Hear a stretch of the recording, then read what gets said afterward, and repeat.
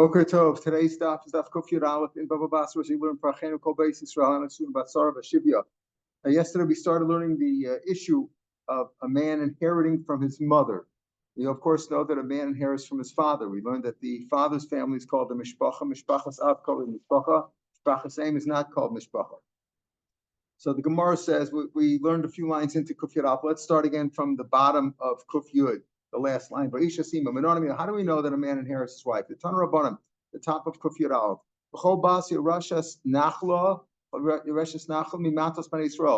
Any daughter who inherits nachal from mimatos, from two different tribes. How does she inherit from two different tribes? How can a woman inherit from two different tribes?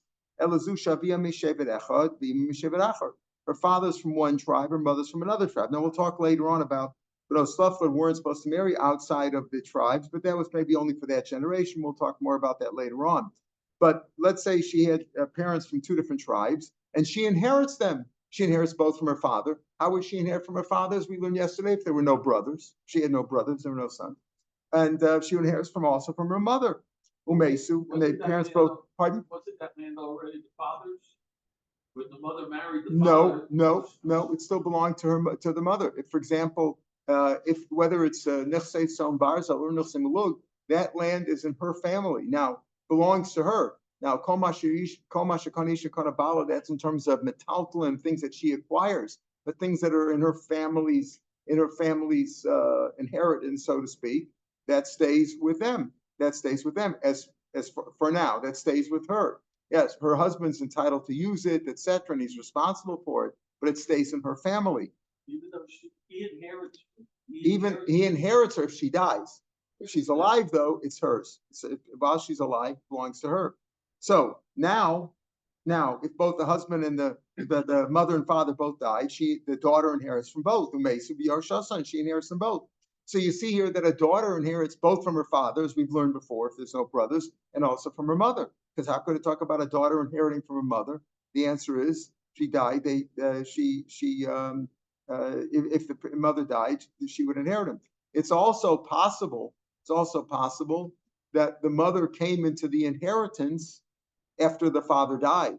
So there was no husband. That's also possible, right? It's also possible. It could be that her mother was from one, father was from another. Her mother inherited something during her lifetime, but not the father wasn't there anymore.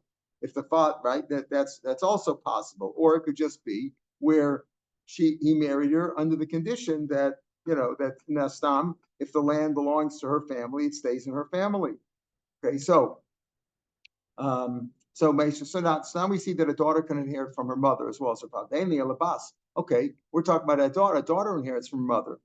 Ben and I, maybe it's possible that the Torah said, listen, boys inherit from their fathers and girls inherit from their mothers, and not son, and the son should not inherit from the mother. A daughter, has an impaired power. She has less power in her father's estate. Why? Because if they're sons, the sons precede her and she doesn't get anything. Yet the Torah says specifically that she inherits from her mother. So here apparently from her mother, she has good power to inherit. So a son who is more empowered by the father's estate. Why? Because he comes first, and certainly he should also inherit from the mother. So again, if a daughter who's not first in line, let's say to speak, to inherit from the father, but apparently is first in line, or at least she has power to inherit from her mother, a son who's more empowered by the father in the father's estate certainly should be empowered by the mother's estate. Now, if you're learning it out from a son inheriting from his father, Malon Ben comes, just like when the son inherits from his father, the son comes first, he has precedence. He takes it before the daughter. Afkan Ben Kadam Abbas. Here also the son comes before the daughter. So now we know that a son and a daughter inherit from both the father and their mother, because we see now the daughter inherits. Pasuk tells us that a daughter inherits from a mother, and we're saying a Kal V'chomer, if the daughter inherits from her mother, and she's less empowered by the father's estate, So the son who's empowered by the father's estate certainly should inherit from the mother. And just like you learn by the father's estate that the son comes first, the same thing for the daughter. Afkan ben Kodol Labas. Now, Rabbi Yossi, Rabbi Yehuda, Rabbi Lazar, Rabbi Yossi, this is where we left off yesterday. These two rabbis, Amar B'Shuma, V'Schaya ben Akatzav, they say in the name of V'Schaya ben Akatzav, they learn it differently. Echad ben Abbas, Shavim ben Chsa'im. When it comes to the mother's estate, sons and daughters are the same. Not the way we paskin, but that's his opinion. His opinion is when it comes to sons and daughters, when it comes to a mother's estate, sons and boys and girls are the same. In other words, the son doesn't take precedence over the daughter. If there's a son and a daughter, one son, one daughter, they split it. That's how he learns. My time, what's his reasoning? How do you know that a son inherits from his mother? How do you know a son inherits from his mother? We said, well, if the son is more empowered by the father, right? By the father, more empowered than the daughter, yet he inherits. So when the daughter who inherits from mother, certainly the son should be more empowered by the mother too, and therefore the son also inherits. But if you're learning from the case of the daughter, in other words, if it wouldn't be that the Torah says that a daughter inherits from her mother, we wouldn't know that a son inherits from daughter. We learn it out from the case of the daughter. So my time at dayo lavo minadin. Dayo means it's enough. If you're learning it from the daughter, dios kanadin. Just like the daughter inherits, the son is no better. You can't be any better. In other words, how do you know that a son inherits from his mother? He doesn't say beferish. The daughter inherits from the mother. So kal v'chomer, okay, but you're still learning it out from the daughter. Can't be any stronger than the daughter. If the daughter, he's no stronger than her. The Tanakama doesn't the Tanakama who said no. Not only do you learn it out from the daughter, but since you're learning out, since the son is more empowered by the father, he should certainly be empowered by the mother.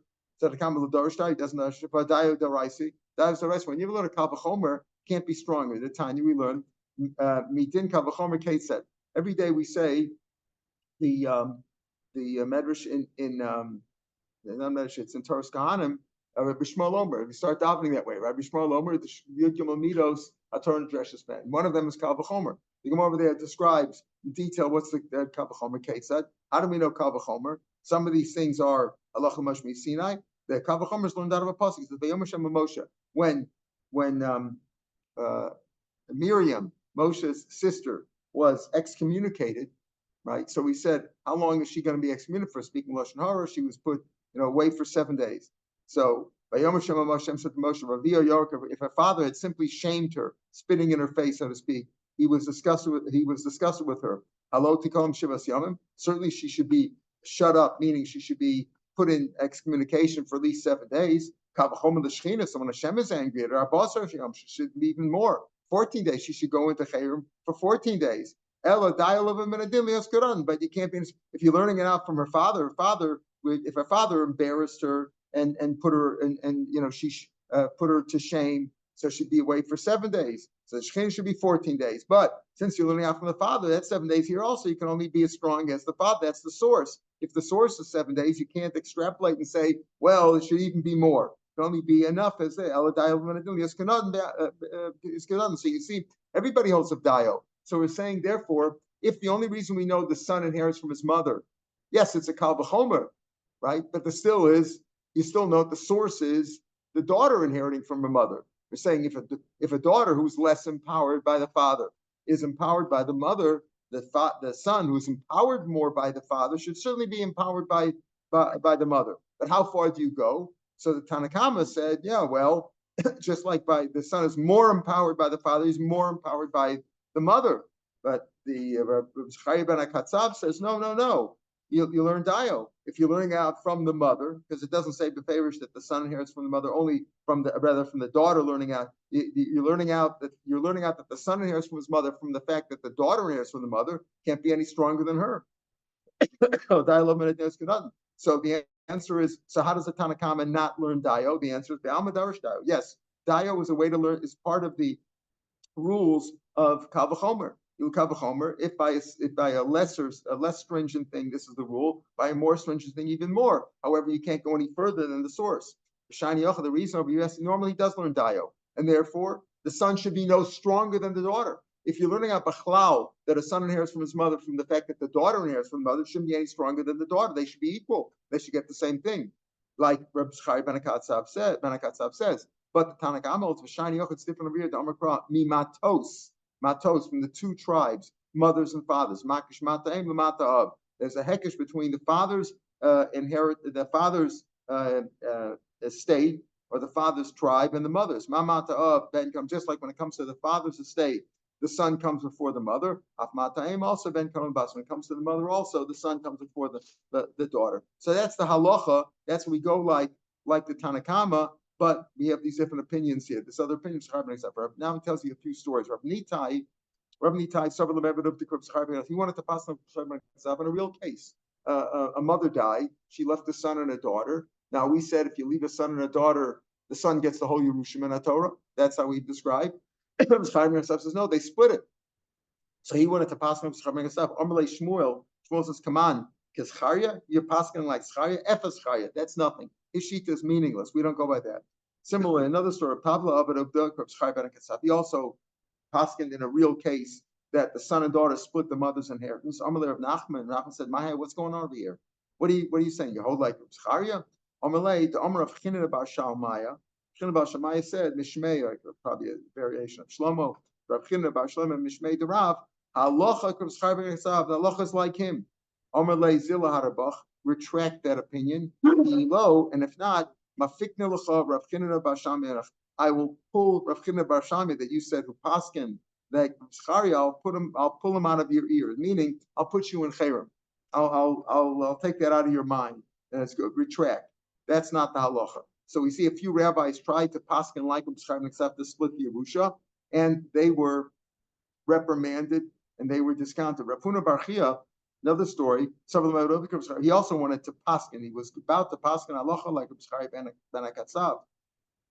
In the first case, we had Rav Nitai, right, wanted to. The second case, he said Avadav, they actually did it, and he apparently retracted. He retracted his opinion because he was admonished. Rav Huna bar Chia several Avadav because he wanted to paskin. Amalei of Nachman, what's going on over here? You can't paskin that way. Amalei, I'll tell you why. The Omer Rav Huna Rav himself said that Allah is prescribing a tzav. Amalei ashlachle. Now, let me tell you something. Rav Huna was still alive. Shall I send to him and confirm that? You want me to write to him right now? I don't believe Rav Huna really said that. Shall I send him? Ichsiv. When he said that, so Rav Huna bar Chia was quoting Rav Huna, who said the name of Rav. Rav Nachman said to him, are you sure about that? Should I send him? I can write to him and confirm him he's still alive. Then he got embarrassed and he sort of retracted. Amalei, Hashtakin Nachnafshi to Rav Huna. Had Rav Huna been dead, you would have had the chutzpah to oppose me because I can't confirm it. You said that Rav Huna said in the name of Rav that the halacha is like B'Shchai Ben Aksav. Okay, I don't believe that. Can I write to him right now? Now you sort of retracted. You fell away, right? but he said now he says Rav Huna had been dead. You would have the chutzpah to oppose me. Now you can't do that because he's alive, and therefore he obviously retracted. The EU command suffered. Rav Nachman, how does he paskin? He paskins like the Tanakama. Where did he get his psakim? He held Rav Shmuel. He held that Rav Shmuel, not like you said, Rav Huna said the name of Rav Lach like B'Shchai Ben Akatsav. No, he holds like the memra of Rav Shmuel, that they both said Einoch B'Shchai Ben Akatsav. Lach is not like B'Shchai Ben Akatsav. Okay, so the halach is not like him. The halacha is that a son precedes the daughter, both with the father's estate and the mother's estate. The assumption that he just lied. No, chas v'chalila. Rav Shapiro paskin that way. No. You're asking about Rav Huna bar Chia. Rav Huna bar Chia said that he heard from Rav Huna in the name of Rav that the halacha is like prescribes out. So it's not that he lied; he misheard. No. So when he said I'll check it out, then he thought that's what he heard. Then when he says I'm going to check it out, he sort of said, no, maybe I didn't hear it right. So Ashlachli Rav Huna now in the first of the wide line, in the first few of the wide lines, we had a shot on came Shmo Be'edei Memasu. Do you want me to send him? Ifsib. The Shema Chazer Bar Rav Huna. Number one, maybe Rav Huna retracted his opinion. I heard from Rav Huna who said in the name of Rav, Rav Huna bar Chia said, I heard from Rav Huna in the name of Rav that the Chazak B'Shchai Ben Akatsav. Now that you're questioning me, well, maybe he retracted. or I didn't hear it correctly. I wasn't so sure about it. Now, once he was challenged, many times a person is sure of something, and once he's challenged, he says, well, maybe I didn't hear it right, or maybe he retracted. I don't know. So that was the story. Now, Rav Yana was an elder rabbi, and he was walking along, leaning on a kasva Rav Samloi, and he was leaning on the shoulder of Rav Samloi Hashamai, who was his attendant. He was his attendant. He was walking along, pushing him. When you get older, you need a cane or a walker or a wheelchair or somebody to lean on. Ba'asi Rav Yuda, Nasiya Lapai. Rav Yuda Nasiya, usually that's considered Rav Yuda Nasi's grandson, the head of the the then president. He was coming opposite him. He was coming towards him. Amalei. So Rav Simloi, who was the attendant of Rav Yanai, and Rav Yanai probably not only could not walk, he couldn't see too well. Amalei bar inish to us the man who's coming towards us, opposite us, referring to Rav Yuda Nasiya, who he's good looking, but he's got a nice coat also. He's got a nice garment. He's respectful. Kimat Lagabe, when they got near him, Gishasha, Rav Yanai, who apparently couldn't see too well, felt it. The way Yitzchak felt Yaakov's arms, right? Gishasha, he felt it. Amalei says, Dain Shiur Kasak. This isn't such a nice garment. It's coarse material. It's like a sack.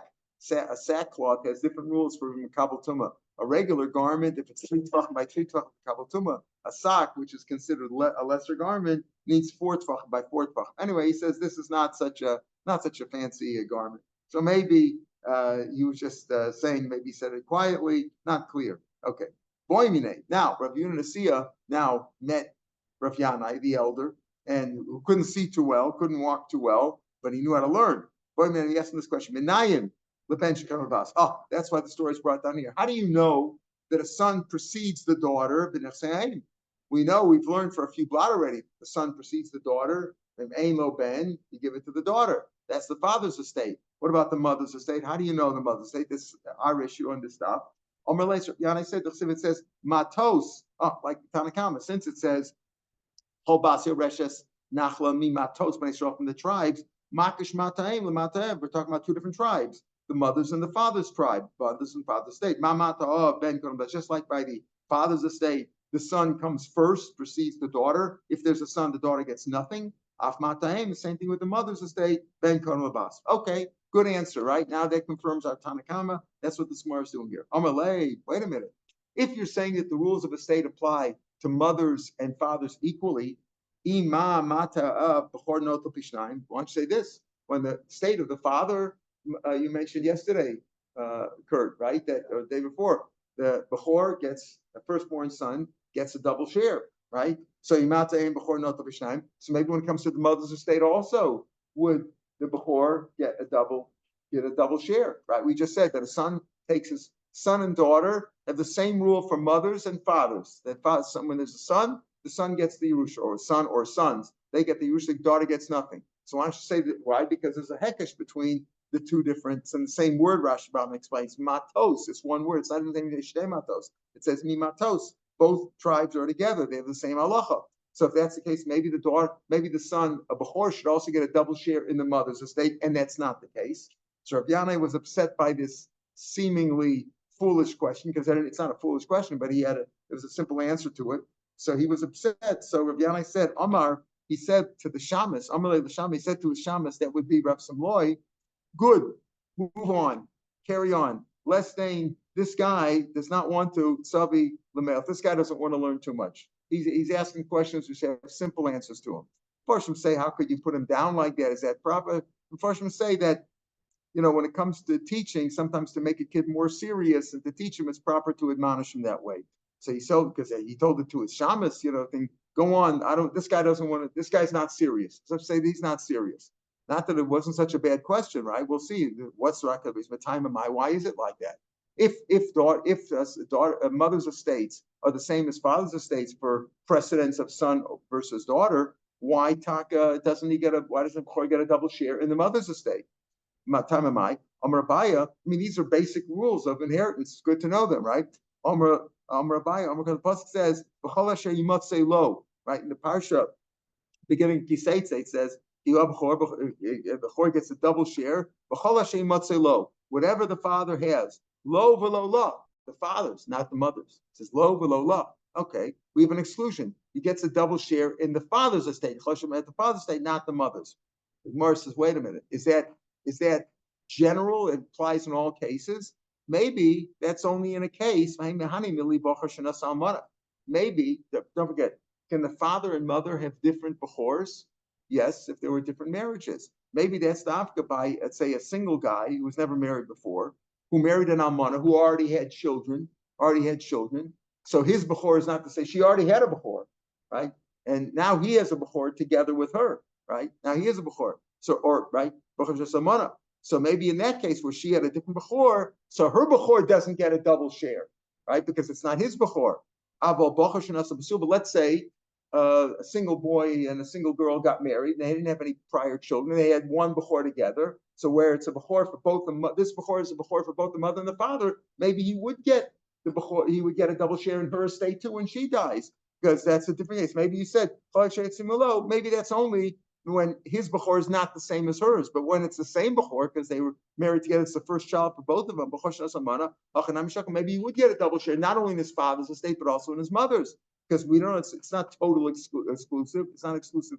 It's not totally excluded. The pasuk says, "Rashis no," the first of his strength. Right? It says, "Pasuk say, you rashis no lo mishpat b'chora." Right? At the end of that first parsha in Kiseitze, "Kihu rashis no," he is the first of his strength. Oh no, v'lo no, his strength, not her strength. In other words, her strength doesn't do it. That's a different Russia. That pasuk is used for a different Russia. Hayomi boile, that's necessary. Levoach nefalim. Tell me that a child, a firstborn who came after a miscarriage or many miscarriages, that he's still considered b'chol nachla. See, when it comes to pidyon haben, what's pidyon haben? The first of her womb, right? That means that if she had miscarried before, there's no pidyon haben there, because that's not a bechor. A bechor for pidyon is the first of hers. A bechor for nachla is the first of his, but even if there were several nefalim afterwards, why? Because it says, right, because it says that rashis the first of his strength, meaning the one that he's concerned about. That if a child came after, let's say a woman miscarried 10 times, and then she had a firstborn son, he is a bechor nachla. Why? Misha libo dava alav. Who is considered the bechor for nachla? The one who the father grieves on him. Even though a woman who miscarried grieves for her lost child, it's not the same with a husband. A husband grieves for his son. If his son died, right? If it's only the first real son. On the miscarriages, it's not. He doesn't grieve as much. So that's what rashis ono is telling me. That what's a bechor? Only a bechor who's the rashis ono, who's the first one that he would grieve for. Meaning, even if he's not the first born out of his mother's womb, the mother out of his wife's womb, the wife might have had other kids or had nephilim, but that came from the husband. That together with the husbands also, but it's not considered as he doesn't grieve for them in the same way. And that's what rashis ono told me. The first of his strength, meaning the one who came out strong, the first of his strength, meaning it emanated from his loins, but that's the one that he's concerned about. Excluding the one that he's not. He's not concerned about the miscarriages, and therefore those aren't considered bechor. That's what rashis ono is telling me. The one who really comes out of him, he's strong, and the child survives. That's what rashis ono teaches me. Zimken lemakor would only be for that. Lemakor, the pasuk could say, Kiu rashis on, the first of strength, obviously referring to the father's strength. My ono, what's ono? Shmami and atartisi. You can see both things from here. You could see both that we're talking about only the firstborn surviving son. If the first surviving child is a boy, that's a bechor lenachla. He gets a double share. Like, if there's no firstborn son, if it's a firstborn as a girl or whatever, then there's no bechor for nachla. There's no double share. So that's one thing. And the second thing, maybe since it says, oh no, teaches me, dafka his and not her, dafka his strength and not the mother's strength. So it teaches me even in a case of maybe a bachor shenasa basula. So still, maybe that's a case where you could tell me that if a man was married before and now he married a psula, so in a case like that, his born was already there. He already had a firstborn, and her firstborn doesn't count. In other words, that doesn't the child of her firstborn would not get a double share in her estate. If you had a single boy who married a single girl who never married before, no children before, maybe there where they're both, again, we're excluding only the minimal amount that you can exclude. We first wanted to say that you only exclude maybe a bochar shenas almana, but then we have ratios. Oh no, below, oh no, not her strength. Okay, so that's maybe where if it's where an alman shenasa hanimil alman shenasa psula. So if it's that excludes her first strength, right? Because you're excluding oh no, below, oh no, her first strength. But a bochar shenasa psula. But let's say if it's both hers and his first strength, maybe the bechor would get a double share in her estate as well as the father's. Elo Merava, Amar Kra, Pasuk says, Lo mishpata b'chora, right? Mishpata b'chora, the whole rule. Again, Rav Shapiro and Tosas both point out, Mishpata b'chora, the whole laws of b'chora are only when it applies to a man. Mishpata b'chora leish, v'lo mishpata b'chora leish. Even though the pasuk shot of the pasuk Michael is what? Lo is the boy, is the baby. Right, is the baby. The pasuk shot is lo mishpata b'chora, right? Right, because the ki esabchor ben asnua yakir losas lo pishnayim, right? Ki hu rosh no lo mishpata b'chora. The firstborn son, if it's his born son, he had two wives. Remember, he had a one that he loved and one that he hated. The Eshes Yipas Toa, right? That he came to hate, right? But she gave him the firstborn son. His firstborn son gets the double share. The Pashup Pshat is lo mishpata goes to the son. But we darshan lo mishpata b'chora. The mishpata b'chora is also only for the man, not for the woman. So Rav Yanai sort of discounted Rav Yehuda Nasiya's question. If you're learning out that a boy precedes the girl, a boy and a girl both inherit from their father and mother respectively. In both cases, the son precedes the daughter. Both cases, why not learn out bechor also that the bechor of the mother would get a double share? So you might say, okay, and you have exclusions. You say, okay, maybe that's where the bechor of the mother is not the bechor of the father. Either the bechor, either a single boy married a woman who already had children, or the vice versa, a man who had children already married a psula, so they don't have the same firstborn. But if they both had the same firstborn, in other words, it was their first child. For both of them, it was the first child. So maybe you would say that Kamashmon lo mishpata b'chor only goes by the husband, not by the father, not by the mother. So comes out. What do we have at the end of the day? That a son and a daughter both inherit from the father and from the mother. But if there's a son, the son gets all the shares. The girls get nothing. Son or sons, the girls get nothing. Even though there's 10 girls and one boy, the son gets everything. That's by the father and by the mother. But if there are multiple sons and there's a bechor involved, the bechor gets a double share only in the father's estate, not in the mother's. Then the Mishnah went on to say, "Ish es ishto," a man inherits his wife. Now, what are we talking about? Inherits his wife. We're talking about cases of inheriting and not manchil. Mishnah said, "Yesh nochem manchilim, yesh nochem v'lo manchilim." Who inherits from, but doesn't transmit to. So we said, who is that? No, Ish es imo, right? A man inherits from his mother, but his mother does not inherit from him. A man inherits from his wife. His wife does not inherit him. So in halacha, in the Torah, if a man dies, his wife gets nothing. If she dies, he gets everything. That's the word. Now, how do we know that? What's the source of that? So this is a complicated. We'll see several opinions in the Gemara, but they're not so simple. How do we know that a man inherits his wife? How do we know that? Maybe that we know the son. We just said a son inherits from his wife, from his father. A daughter inherits from his father, and a son and a daughter inherit from the mother too. Okay, yes, indeed. If there's a son and a daughter, only the son gets it, right? Both for the father and mother. How do you know that the husband gets it? And not only that, if a wife dies, remember, we're talking about where there's a wife, and we say when a son and a daughter inherit from the mother, if there's no father. But if there's a father, meaning if it's not just the father, it's really the husband. She could be on her 10th husband, right? She could be on her 10th husband. The husband inherits her. The fact that the husband inherits her is no bearing on who the children are. The husband comes first. Where do we get that from? She'er really means the basar. That's the she'er echad. She'er means flesh. Means that it's really a close blood relation. Well, that's a bad word also, because a husband and wife don't have a blood relationship. But whatever, we mean that their basar is close. Tan Rabban, she'erozu ishto, refers to his wife. Malame shabal yoshes ishto. Now, this is a strange drasha, because when we say the positive, where do we have this? We're talking about the after B'nav Slavchad. Yeah, you have to give them a share. Remember the girls, when there's no boys, the girls do inherit. Is kiyamus ben lo ba'atum snachlas olvita ben lo bas some snachlas la'achim ben lo achim snachlas la'avet ben achim if there's no brothers snachlas so l'she'ero.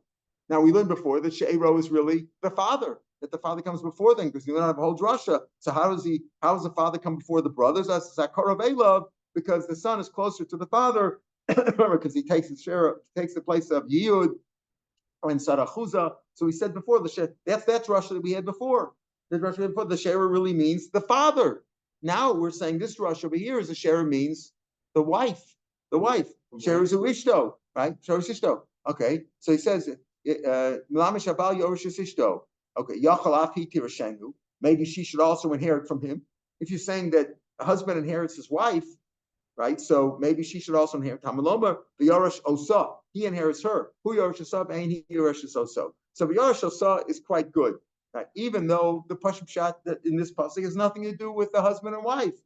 The Pashup Pshat is a Meinachamim. If there's no brothers, you give it to the one who's closest, and he will inherit Osa, meaning the land, the inheritance. We're not talking about the person, but he's darshaning. Shero is the wife, the Yarash Osa. Now, the Shero and the Yarash Osa are not right next to each other. Again, the pasuk reads, Unasatem esnachlaso l'she'ero hakarov elav.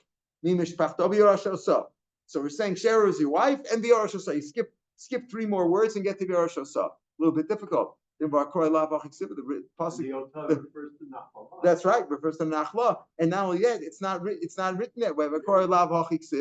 Right? The pasuk doesn't read that way. The pasuk reads is going on that. The pasuk doesn't read the way you're reading it. This I have to learn. L'karav elav, you switch around the words. Nasatam es nachlaso, you give the nachla who l'karav elav. That's in general. You skip the word l'sheiro. Nasatam es nachlaso, skip the word l'sheiro. Nasatam es nachlaso, l'karav elav, mimishpachto, and then you put in sheiro afterwards. B'sheiro b'yarashosa. That's how it's asking. Nasatam es nachlaso l'karav elav, sheiro b'yarashosa. Amar Rava, so Rava in the first of the wide lines, the Gemara says, Sakina Creep, you got a sharp knife over here, Mifsika right? You got a sharp knife cutting up the cloth over here, cutting up the Torah. You're taking this word, sticking it over there. What's going on over here? He doesn't like that. Elam Rava, so Rava says, I don't like switching around words, but he does hold to the idea of Goran and Mosif and Vadarshan, that you can deduct a letter here and a letter there and put them around. You can't take a whole word, but you can take letters. Elam Rava, this is what he means to say. Unasatam es nachlas. Instead of saying nachlaso, take off the vav from end of the word nachlaso and say nachlas she'ero. Now it's saying unasatam es nachlas she'ero. Well, it says lishe'ero. No, take off the lamed also. Take off. It says nachlaso. I'm reading the words nachlaso lishe'ero. Take off the last letter in nachlaso. That's a vav. Take the first letter of lishe'ero, which is lamed. Take that lamed and vav. Lamed vav. Take those away and say unasatam es nachlas she'ero lo. Take the lamed and the vav, and put them together as a third word, as a stick word, and say learn it this way. Unasatam es nachlas she'ero lo. Take the lamed from the she'ero and the vav from nachlaso. That's how you're going to darshan. Now, unasatam es nachlas she'ero lo. Kasav he holds goren and masifim v'darshan. Rashbam in the first chat says he doesn't even know Goran Masif Darshan is also cutting things up. He complained, right? Rava said, you're cutting things up. This is also cutting up letters. The one shot is that it's not so bad. Another shot is that he says he didn't really take it off. He's just saying it's as if you take it off. What does he mean? He says, I'm reading in the Rashbam halfway down in the right lines. So what's nachlaso? He's not changing, taking the vav off. He's saying the nachlaso hamagiyalo, the nachlaso that he's going to get. You get nachlaso of she'ero. That's how he's dashing it. Udarshnach the mashma satam nachlaso klomer titnu lezeo ish shehi tachlaso l'shei klomer almim mitzava ani mitzava so l'she'ero lo isha zos she'ero. A little complicated. He says it's given nachla that he's supposed to get based on my command. What command is that? The Satamas Nachaso, Leos Nachaso, Lisheiro, the Osaish, Sheisha Zos, Sheiro. To this given Nachla, which Nachla is it? The one who has a wife, Lisheiro, the one who has a wife, that this wife is his share. Klomer, Nachla Saish, Titnu Labal. That's one way to learn. A little bit complicated to learn that, because he says, I don't like Garden Masif Madorshin. That's as bad as cutting things up. Another pshat is cutting things up is cutting a letter off and here and there and signing him elsewhere, not so bad. That's a common thing to do in drasha. But changing the whole pasuk to say the words unasatam esnachla so l'sheir karvelav mishpach mersa reads unasatam as nachla hakoro ve'ilov mishpachto l'sheiro v'yashasa. That's too difficult to switch that around. So that's one way to learn. In other words, how do we know that a husband has his wife? Because it says sheiro. And it says, how do we know it's not the other way around? Yarashasa, She'er of Yarashasa. That is a little bit difficult because you're taking the words, so to speak, mixing them up. That's his pshat, though. The Tana, Ma'isilehacha, B'hai Tana. Back in the Gemara, the second of the wide lines of the Gemara, B'hai Tana, Ma'isilehacha. And the following Tana learns out this concept that a husband inherits his wife from this drasha, the Tanya. The Yarash Osa Malamish Abal Yarash Ishto de Rav Kiva. Kiva is really the same as the first Tana, the Tana that we had before. Yarash Osa teaches me that a husband inherits his wife. Now, if you would just say that, and he's really going on with the same thing we said before, She'ero is his wife, he inherits her. How do you know?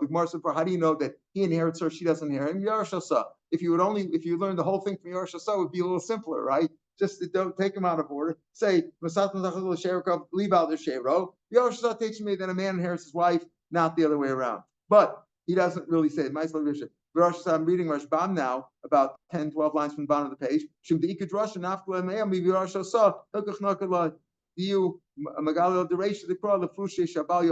Okay, so he says, since there's Yorashosah teaching me that he inherits her, she doesn't inherit him.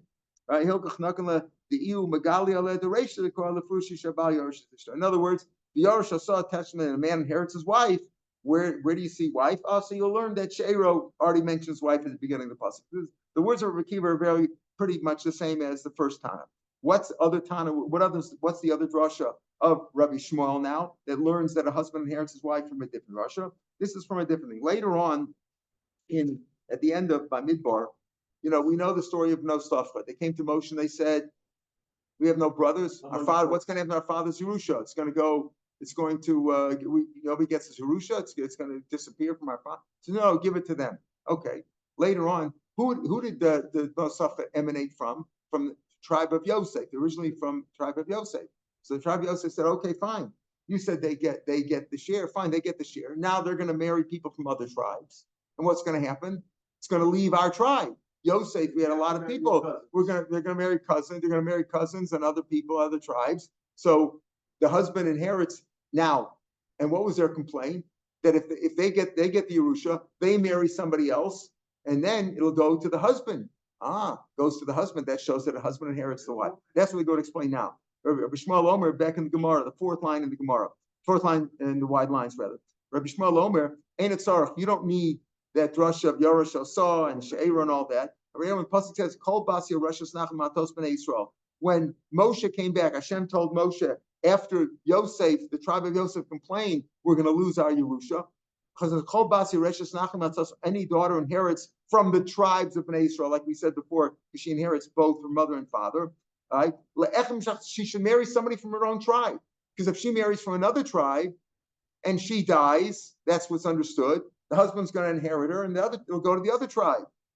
Talking about transferring over the Yerusha from one tribe to another tribe via the husband. That's how you know that a husband inherits a wife. Now goes on, but Omer, and the pasuk goes, and in that same drasha in Perek Lamed Vav, in the same parsha, it says she should marry as like a positive mitzvah. The first thing is she should marry somebody from her own tribe. And therefore you shouldn't transfer the inheritance from one tribe to another. But Omer, and then the pasuk goes on. Pasuk Zion says once, and then it says again in pasuk Tes there in Perek Lamed Vav. So there's like one positive commandment: girls should marry people from their own tribe, and then it says and therefore the Yerusha should not go from one tribe to another, and then it says again they shouldn't go from one tribe to another. Omer. So that's one drasha, right? We have two Omers so far. We have the first pasuk: she should marry her own tribe, because otherwise it's going to go to the husband, because the husband inherits. So this infers that the husband inherits from the wife, and two more of Omers, and then another Omer. It says Elazar ben Aaron mace. When Elazar died, we know Elazar was the son of Aaron. So, and they buried him to give us Pinchas, the grandson, Elazar's son. Why is it called give us Pinchas? Didn't Elazar have a Yerusha? They give us Pinchas, but no, they married him at the hill. They buried him in the hill of Pinchas, the son of Elazar. Why was it called the hill of Pinchas? How did Pinchas get a Yerusha that he didn't get from his father? If it was his father's, he would bury him in his Elazar's estate. Why do you say he buried him in Pinchas's estate? Pinchas married a woman from another tribe, let's say, Umes, and she died. The Yarshan, he inherited her. So you see that even if it wasn't from another tribe, but you see he inherits from his wife. So you see here that Pinchas inherited from a wife, because it's called Pinchas's inheritance, not Elazar's. But Omer and another one. But Omer and another pasuk says, Uskuv Holes Yar, pasuk in Devarim, Skuv gave birth to Yair, and Yair had 23 cities in the land of it. How did Yair have land that his father didn't have? Whether it's a different tribe or not, you see that a husband inherits his wife. Why do we need all these proofs? We need the below Sasuv once, below Sasuv twice, the second below Sasuv. Then we have the story of Pinchas and Elazar. Then we have the story of Skuv and Yair. Why do we need them all? Mai va'omer. Then we'll see tomorrow, Misham, why it had to mention them. Because it's possible we say you shouldn't transfer tribes. We say maybe it's possible that the tribe will be transferred, not because the husband inherits his wife. What did we learn at the beginning of today? That a son inherits from his mother. So maybe that's why it will be transferred, because a son will inherit from his mother. In other words, if a mother marries somebody from another tribe different than the father, and she dies, right? And so what's going to happen to her estate? From her estate, she dies. Maybe the son. We learned before that the son inherits the mother. So if the son is from the tribe of his father, so that'll also be transferred. How do you know that it's the husband inherit? How is this a proof that the son inherits from that the husband inherits from his wife? Maybe it's the son inheriting from his mother. That's why we have all these psukim. As we're trying to prove over here, like the first proof, we know the halach is that a husband inherits his wife. He comes first before children. The husband comes first. Bal yorishas ishto. So we had one drasha of Yoresh Asah and She'ero. Now we have a pasuk from these stories, and from you shouldn't transfer the shem. Maybe it's transferred by the son, not by the husband. That's why we have all these pasukim. We'll get into that tomorrow. So that's why I and Rav are doing all these.